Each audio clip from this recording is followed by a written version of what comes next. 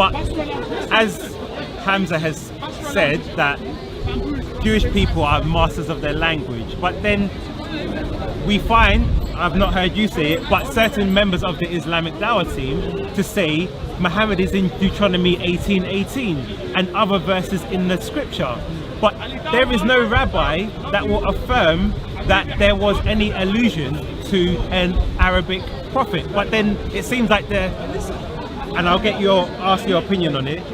That it's a jump on topic, but I don't mind. It's a free-flowing conversation. Yeah, because I just want to highlight some issues of contention. I just want to see, for consistency's sake, whether if we have this standard, do you also agree? And it's not a topic we can need to go into, but that Muhammad is therefore, based on the Jewish expert understanding of their language, as you have said, not in the Bible.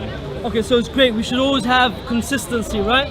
We should always, so in the same way that Muhammad cannot be explicitly read in the Old Testament is the same way that Jesus cannot be explicitly read in the Old Testament. No Jew believes that Jesus is read in the Old Testament. And this is where we're saying consistency. If you say Muhammad is not read in the Old Testament, then you have to equally say that Jesus is not read in the Old Testament by the Jews and the rabbis. So again, the question gets flipped onto our Christian friends, and we equally ask them, how then do you read Jesus in the Old Testament over how many times? Many times. Yeah, hundreds of times, but yet not once is it mentioned by name. In fact, when we read John, you can see that the Jews were waiting for particular messiahs. One of them was Christ, and we know Jesus to have been Christ. So the people in John asked John the Baptist, "Are you Christ?" He says no. They asked him, "Are you Elijah?" He says no. But in another verse, Jesus said, "John is Elijah. He has come and you have not recognized him."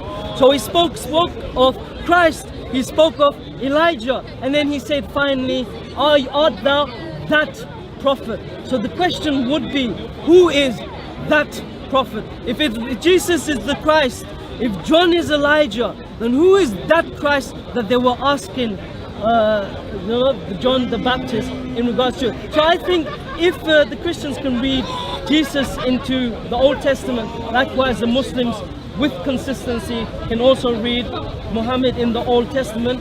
And on top of that, for example, Qaeda, where is Qaeda?